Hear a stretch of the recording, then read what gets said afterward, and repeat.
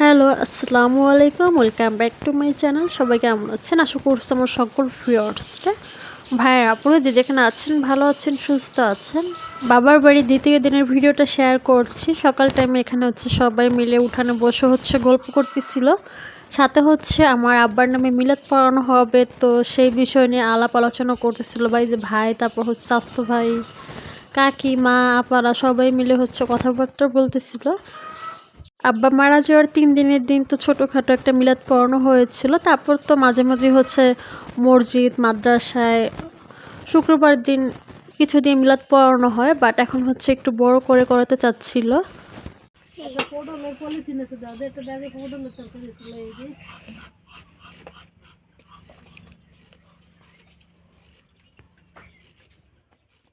আমার কেউ তো কয় না, আমি যাবো না, আমি তো যাবো না, পরে আমার আপনার কাজ হবে না, আমার সামনে কাজ হবে না।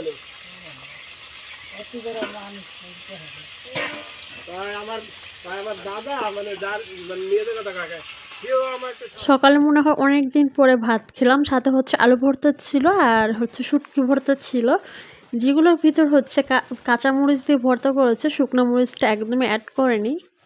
তো মেজো আপু অসুস্থ ছিল, যে একদমই ঝাল খেতে পারতেছিল না, তো তার জন্যই একদম সব কিছুতে অল্প পরিমাণে ঝাল দিয়ে দিয়ে রান্না করেছে, যাতে সে খেতে পারে।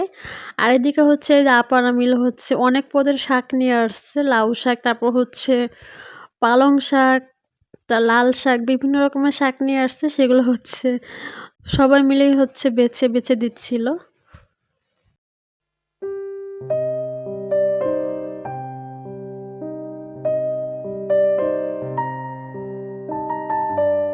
আমার বড় আপার পালা যে চীনা হাঁস অনেকগুলো ছিল, তো আস্তে আস্তে কমে গিয়েছে, কিছু বেচে দিয়েছে, কিছু খাওয়া হয়েছে। আজকেও কিন্তু একটা জবাই করেছে চীনা হাঁস খাওয়ার জন্য, এবং ওগুলো কিন্তু অনেক বড় বড় হয়। ওই সাইডে আরও কিছু বাচ্চাও কিন্তু আছে চীনা হাঁসের, ওই যে দেখতেই পাচ্ছেন।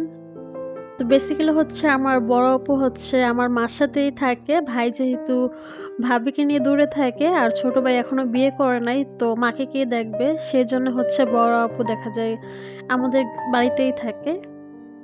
আর বড় আপুর 3 ছেলে, তানবীর, ওই যে তামিম আয়াতের কাছে, আর একজন ছোট।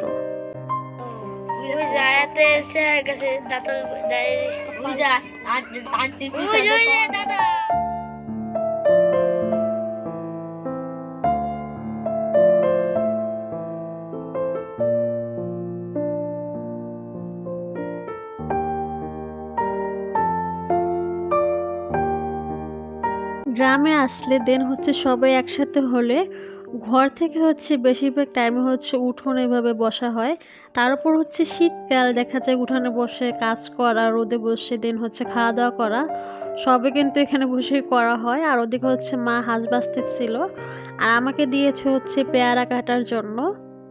বেসিক্যালি দেখা যায় সবাই কোনো না কোনো কাজ করেই থাকে, যেহেতু অনেক বেশি লোকজন থাকে, কাজের পরিমাণ কিন্তু অনেক বেশি থাকে, তো সবাই হাতে হাতে কাজ করে থাকে। আর আমি একদম সহজ কাজ নিয়েছি, কারণ আমার ছোট বেবি আছে, আমি চাইলেও করতেও পারি না। একটা বাহানা আমার সব সময় থাকে যে ছোট বেবি আছে, আমি কাজ করতে পারবো না। তো যাই হোক, এরপর যে পেয়ারাগুলো আমি একটু ছোট ছোট পিস করে নিয়েছি, সাথে একটু বেশি পরিমাণে মরিচ গুঁড়ো আর লবণ দিয়ে এখন মিক্স করে নিচ্ছি একটু ঝাল ঝাল করে খাওয়ার জন্য।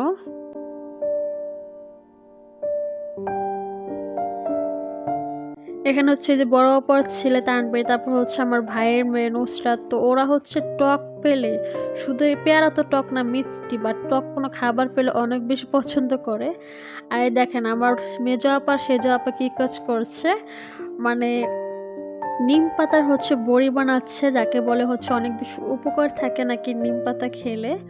তো আমি এটা ফার্স্ট অফ অল ব্লেন্ড করে দিয়েছিলাম, এখন হাত দিয়ে ছোট ছোট বড়ি টাইপের বানিয়ে নিচ্ছে।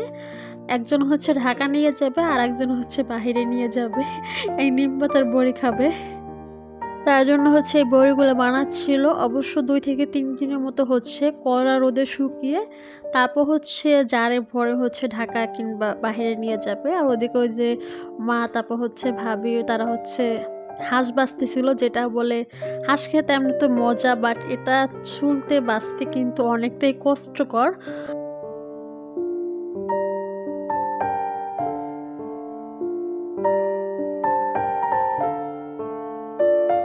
বাকি সবাই হচ্ছে কাটাকুটির কাজে হেল্প করলেও রান্নাবান্নাটা হচ্ছে আপাই করতেছিল।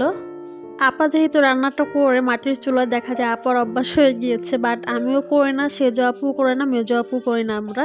তো দেখা যায় আমরা মাটির চুলায় রান্না করতে আসলে আরও পাগলের মতো হয়ে যাব, যেহেতু অভ্যাস নেই। অভ্যাস থাকলে ঠিক রান্না করতে পারতাম।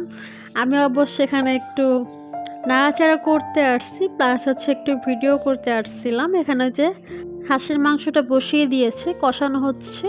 অবশ্যই এটা রান্না করতে কিন্তু অনেকটাই সময় লাগবে। মাটির চুলায় রান্না করতে একটু কষ্ট হলো, কিন্তু এর টেস্টটা কিন্তু একদমই ভিন্ন রকমের হয়, আর খেতেও কিন্তু খুব বেশি কিন্তু মজার হয়ে থাকে।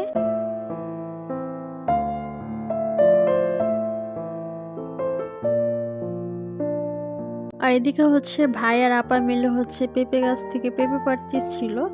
এই গাছের পেঁপেগুলো এত পরিমাণে মিষ্টি, বড় আপা হচ্ছে আমাদের বাসায় একবার নিয়ে গেছিল। এখানে কয়েকটা পেঁপেই হচ্ছে পেকেছিল, বাট এক সাইডটা হচ্ছে পাখিতে খেয়ে মানে একদম ভিতরে একদম ফাঁকা করে ফেলছে। তারপর হচ্ছে পেঁপেগুলো পাড়তেছিল যে ভালো আছে কিনা।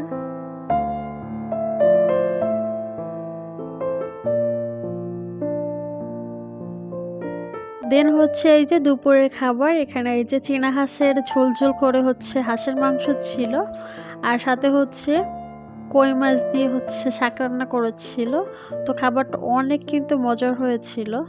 যেহেতু বেলা একদমই ছোট, তো দুপুরে খাওয়া দাওয়ার পর রেস্টটা নেওয়া যায় না, আর তার উপর তো আয়াত বুড়ির ডিস্টার্ব আছে। আর এখানে হচ্ছে আমার চাচাতো বোনের ছেলে, তো আয়াত বুড়ি হচ্ছে ওকে দেখে খুবই খুশি হয়ে গিয়েছিল, মানে ওর সাথে হচ্ছে খেলা করবে।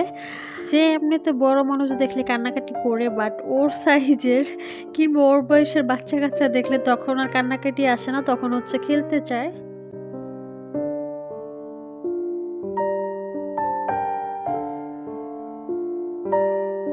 আর এখন প্রায় কিন্তু এই যে সন্ধ্যাও হয়ে গিয়েছে, তো বাইরে সবাই মিলে হচ্ছে গল্প করতেছিল। মোহাম্মদ